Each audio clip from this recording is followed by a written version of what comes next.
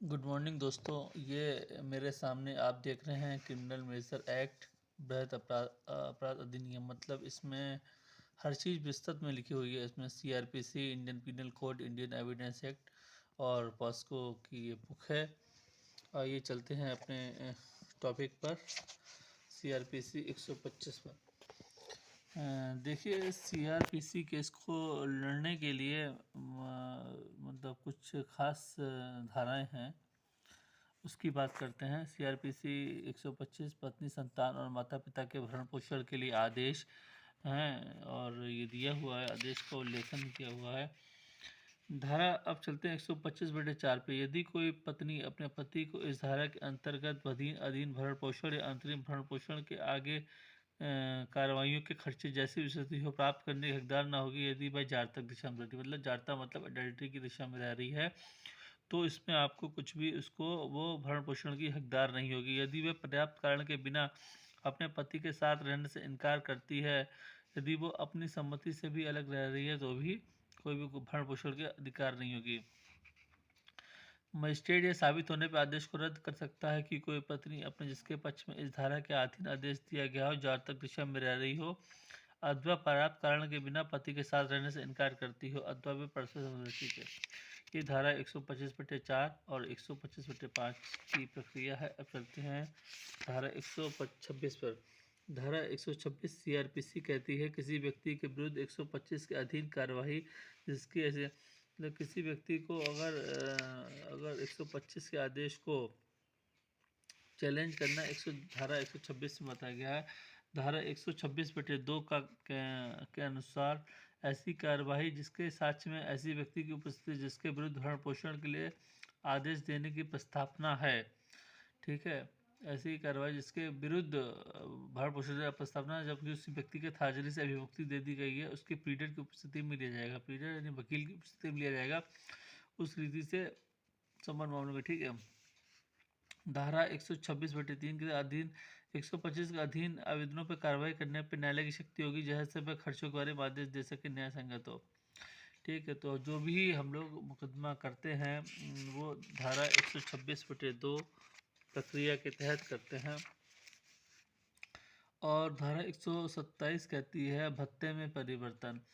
ये भी बहुत इम्पोर्टेंट धारा है। इस धारा के अनुभाग 2 में धारा 125 के अधीन भरण पोषण के लिए अथवा अंतरिम भरण पोषण के मासिक भत्ता पाने यथास्थिति अपनी पत्नी या संतान या माता पिता को भरण पोषण का मासिक भत्ता देने पर उसी धारा के अधीन आदिष्ट किसी व्यक्ति की उपस्थिति में साबित होने पर मजिस्ट्रेट भरण पोषण अथवा अंतरिम भरण पोषण की यथास्थिति भत्ते में जैसा परिवर्तन कर सकता है जो वह ठीक समझे। इसकी धारा 2 कहती है, अगर मजिस्ट्रेट को लगता है परिवर्तन करना चाहिए यह था आदेश के अनुसार रद्द भी कर सकेगा या परिवर्तित कर सकेगा। यानी कि 127 के अकॉर्डिंग वो या तो वो इसको रद्द करेगा या तो इसको वो रद्द करेगा, ठीक है, या तो वो इसको रद्द करेगा या इसको परिवर्तित करेगा, ठीक है। धारा 127/3 के अनुसार यदि धारा 127/3 यदि उस स्त्री ने विवाह विच्छेद की तारीख के पश्चात पुनः विवाह कर लिया है तो ऐसे आदेश को पुनः विवाह की तारीख से रद्द कर देगा, ठीक है। ऐसी स्त्री ने विवाह विच्छेद की तारीख के पश्चात पुनः विवाह कर लिया है तो वह ऐसे आदेश को पुनः विवाह की तारीख से रद्द कर देगा। 127 यदि स्त्री ने उस पति को विवाह विच्छेद कर लिया, स्त्री को उक्त आदेश के पूर्व पश्चात पूरी धनराशि प्राप्त कर ली है जो उस पक्षकारों के लागू विधि के अधीन ऐसे विवाह विच्छेद पर देती, ऐसी दिशा में धनराशि के आदेश को पूर्व में दे दी गई आदेश दिए जाने की तारीख से रद्द कर सकेगा। अन्यथा उस अवधि की यदि कोई हो पति द्वारा उस स्त्री को वास्तव भरण पोषण दिया गया समाप्ति की तारीख से रद्द कर सकेगा, ठीक है। 127 के अंदर वो उसको रद्द करने का आदेश है। यदि यदि उस स्त्री ने पति से विवाह विच्छेद प्राप्त कर लिया है, उसने अपने विवाह विच्छेद के पश्चात भरण पोषण या अंतरिम भरण पोषण जैसे विषयों के अधिकारों को स्वेच्छा से अभ्यापन कर दिया तो वह आदेश की तारीख से रद्द कर सकेगा। यदि किसी भरण पोषण या दहेज की किसी व्यक्ति द्वारा जिसके द्वारा धारा 125 के अधीन भरण पोषण या अंतरिम भरण पोषण के उसमें से किसी कोई व्यक्ति मासिक संदाय देने का आदेश किया जाता वसूली के लिए डिग्री करने के लिए सिविल न्यायालय की राशि की गणना करेगा। ऐसे आदेश का अनुसार भरण पोषण के अंतिम भरण पोषण के लिए यथा स्थिति मासिक भत्ते और व्यक्ति को समुदाय की जाकर उस शक्ति द्वारा वसूल कर दे सकेगा। ये संशोधन दिए गए हैं पितामही और कितने रुपए में संशोधन की है। भरण पोषण की धनराशि के लिए एक न्यायालय ने 3500 रुपये प्रति मास किया है। बच्चे के लिए 1500 रुपये प्रति मास मतलब फिक्स किया हुआ है। टिप्पणी हुई है किसी माननीय न्यायालय द्वारा 3500 रुपये पत्नी के लिए 1500 रुपये उसके लिए दंड प्रक्रिया संहिता भरण पोषण आदेश।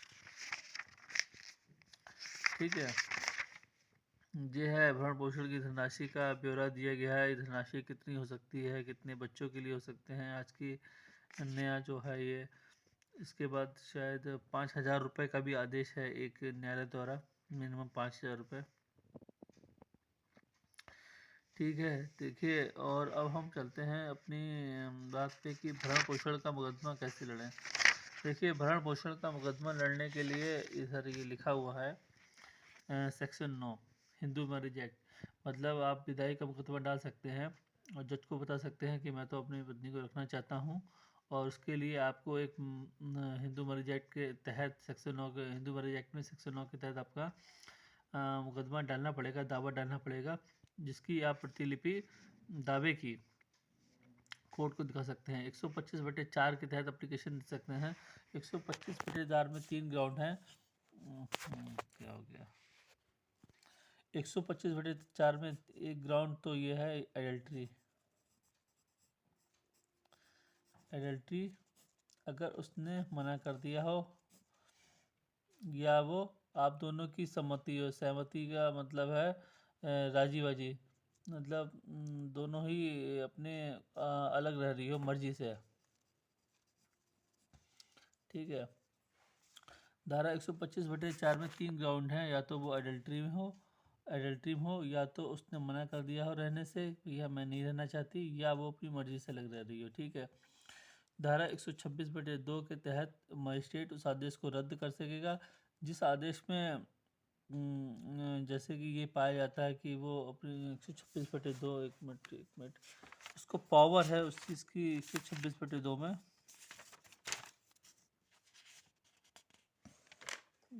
जी हाँ 26/2 में आदेश की उपस्थिति या तो वो उसको कम कर सकता है या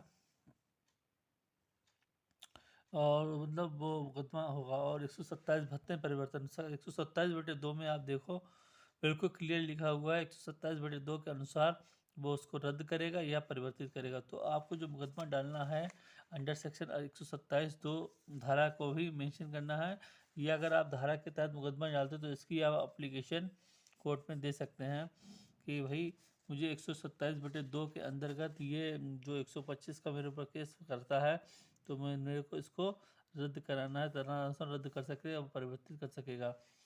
ठीक है, जहाँ धारा 125 के दिन आदेश स्त्री के पक्ष में दिया गया, इस पति ने विवाह विच्छेद कर लिया पति को। ठीक है, अगर आपका विवाह विच्छेद हो चुका है तो उसके लिए 127/3 के अंतर्गत, यदि नहीं हुआ है तो उसके लिए आप आदेशानुसार 127/2 में आप एप्लीकेशन लगा सकते हैं, एप्लीकेशन डाल सकते हैं या धारा डाल सकते हैं, जैसा कि आपका जो भी आपको वकील बताया।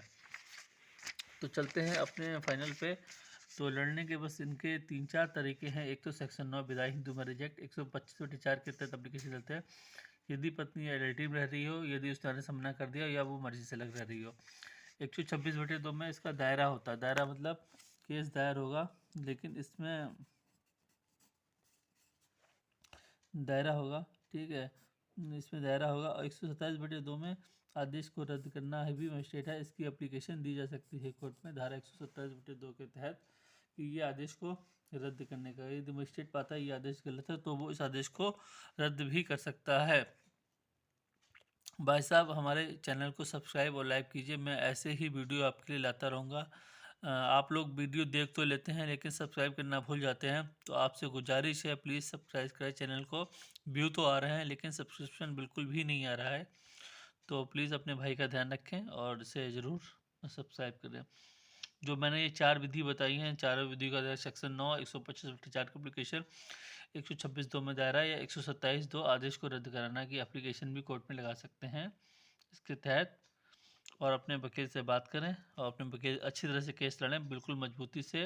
गुजारा भत्ता देने की कोई खास आवश्यकता नहीं है, अगर आप ज़रूरी समझे तो ना भी दें। धन्यवाद। जय हिंद। वंदे मातरम।